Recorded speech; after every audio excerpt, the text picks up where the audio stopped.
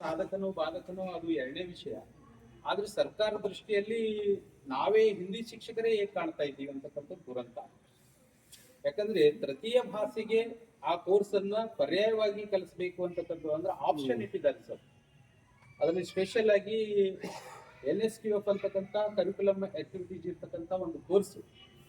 ಆ ಕೋರ್ಸ್ ಅನ್ನ ಹಿಂದಿ ಭಾಷೆಗೆ ಪರ್ಯಾಯವಾಗಿ ನೀವು ಆಪ್ಷನ್ ಆಗಿ ತಗೋಬಹುದು ಅಂತಕ್ಕಂಥದ್ದು ಸುಮಾರು ಒಂದು 10 ರಿಂದ 12 ವರ್ಷದ ಹಿಂದೆನೆ ಸರ್ಕಾರ ಅದನ್ನು ಪರಿಚಯ ಮಾಡಿತ್ತು.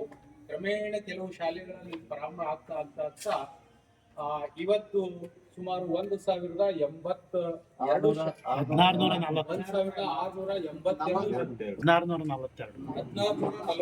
ಶಾಲೆಗಳಿಗೆ ರಾಜ್ಯ ಸರ್ಕಾರ ಏಕಾಏಕಿ 9ನೇ ತರಗತಿಯಂತಕ್ಕಂಥ ಒಂದು ಕೋರ್ಸ್ ಅನ್ನ ಪ್ರಾರಂಭ ಮಾಡಲಿಕ್ಕೆ ಹೊರಟಿದೆ ಸರ್.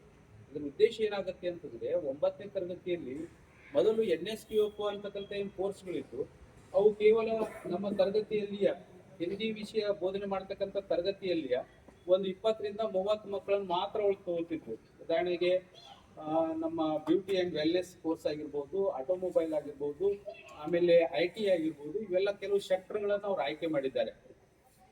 ಅಲ್ಲಿ ಆ ಸೆಕ್ಟರ್ಗಳಿಗೆ ಕೇವಲ 20 ಅಥವಾ 30 ಮಕ್ಕಳನ್ನು ಮಾತ್ರ ಕೊಡ್ತಕ್ಕಂಥ ಒಂದು ಅವಕಾಶ ಇತ್ತು. ಉಳಿದ ಮಕ್ಕಳನ್ನು ನಾವು ಹಿಂದಿ ಬೋಧನೆ ಮಾಡ್ತಿದ್ವಿ.